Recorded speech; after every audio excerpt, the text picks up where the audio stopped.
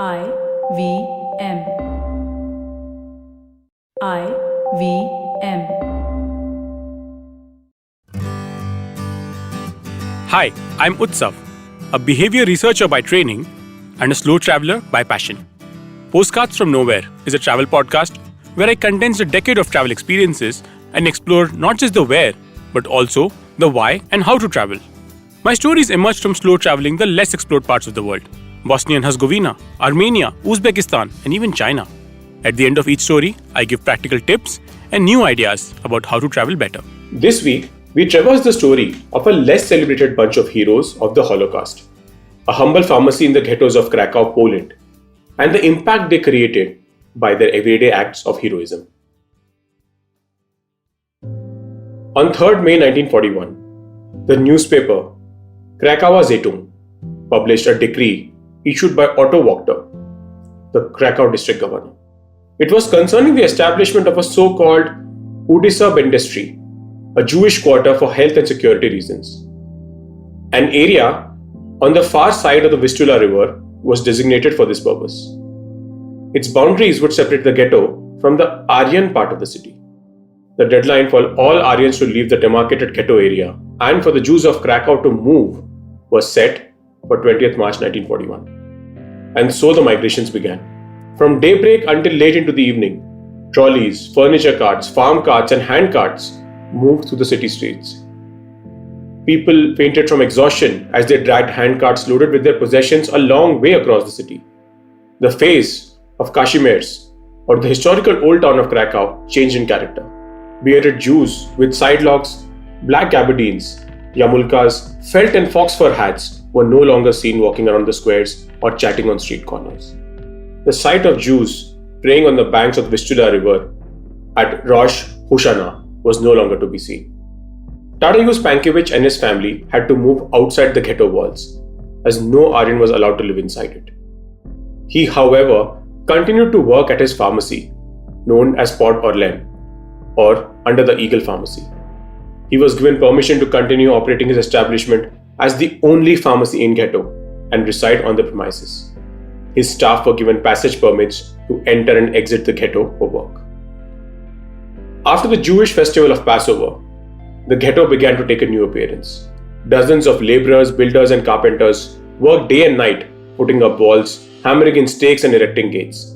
People watched in horror as the walls rose up around them, built in the style of Jewish tombstones. Eventually, the whole place was walled in with just 3 entrances and a tram line running through the ghetto. In the early days of the ghetto, various small ads also began appearing on the walls of the town and in the underground news sheet of the resistance, Gonitz Krakowski, or the Krakow Messenger. The ads were a mixture of malice and macabre, intending to ridicule and humiliate the Nazi invaders. A few would read, "For sale, Jewish jewelry, blood washed off. Commandant Amon Goth, Plaszow concentration camp." Or this one, "I can kill babies in the ghetto with one shot and sniff out a Polish conspirator even when I'm drunk." People adapted to the conditions in the ghetto. New shops, restaurants, bakeries, and eateries kept sprouting up like mushrooms after rain.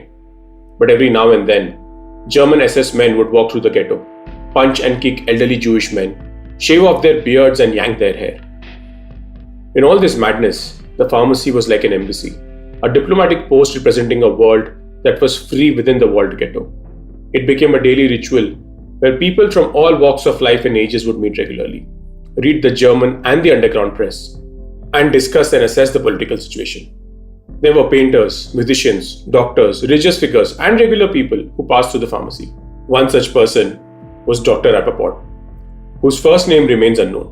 Dr. Rappaport had PhDs in law and philosophy, and he was a mathematician by his sheer enthusiasm for the subject. Once he came to the pharmacy and said that he wanted to send a registered letter to Geneva because he claimed that he had solved a mathematical problem, one which Pythagoras regarded as unsolvable. The problem is known as the angle trisection problem, which is about dividing an angle into 3 parts using a ruler and a compass. While Pankiewicz could not send the letter, he introduced him to Professor Tadeusz Wadzicki, a renowned professor of mathematics at the Jagiellonian University in Krakow. The two mathematicians met twice, and Professor Wadzicki checked the proof. He noted that while the problem could not be solved completely, Dr. Rappaport's was one of the best and most accurate of all existing methods, and it would be published in academic journals. In 1945, his proof was published, but Dr. Rappaport did not survive the war. He died during his deportation to the Auschwitz concentration camp in 1942. Amongst all the mayhem, the pharmacy continued to operate day and night for almost 2 years. Pankiewicz and his staff shared the pains and worries of its ghetto's residents. They took an active interest in every Nazi directive that affected the populace. It gave shelter to the people who could possibly be arrested.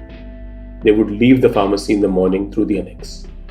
Pankiewicz, his staff, and various Jews who passed through the pharmacy would drink to good fortune, to drown sorrow, and dull the pain of those touched directly by fate. They would find out who was gone, who was wounded, and who had lost their closest friends and family. Occasionally, non-Jews would drop into the ghetto. One of them was Dr. Ludwig Zorotsky, a doctor who had permission to enter the ghetto. He used to bring the ghetto residents food, mostly some form of fat, and provided an unusual service. He dyed the hair of old people. Suddenly making them young, and thereby becoming capable of work in the eyes of the Nazis. The pharmacy played its part. Hundreds of liters of liquid dye were sold in the laboratory of the pharmacy. Along with Pankiewicz, 3 women worked with him untiringly: Irina Drodzikowska, Helena Krajvanik, and Aurelia Danek-Chortova. Towards the end of the war, as the ghetto was closed down and leaving was no longer possible, they became critical to its functioning. They carried out requests, delivered mail, and mediated various matters between ghetto residents and Poles living outside. They did shopping for people, bought gifts required by the Jews, and tried to get medicines which were difficult to obtain. Many of these medicines were given away free of charge. They would give tranquilizers to children to keep them sedated during Nazi raids.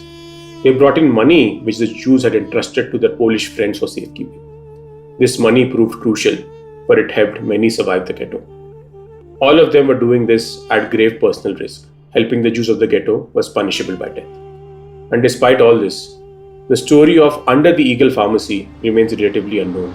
It does have a passing mention in Schindler's List, but outside of that, the story is not mainstream. In situations like these, there will always be stories which will get privileged for intended or unintended reasons. As we travel and encounter the complex history of genocides, we must remember that a lot of hope, succor, and life in the world existed thanks to the sacrifices of ordinary people.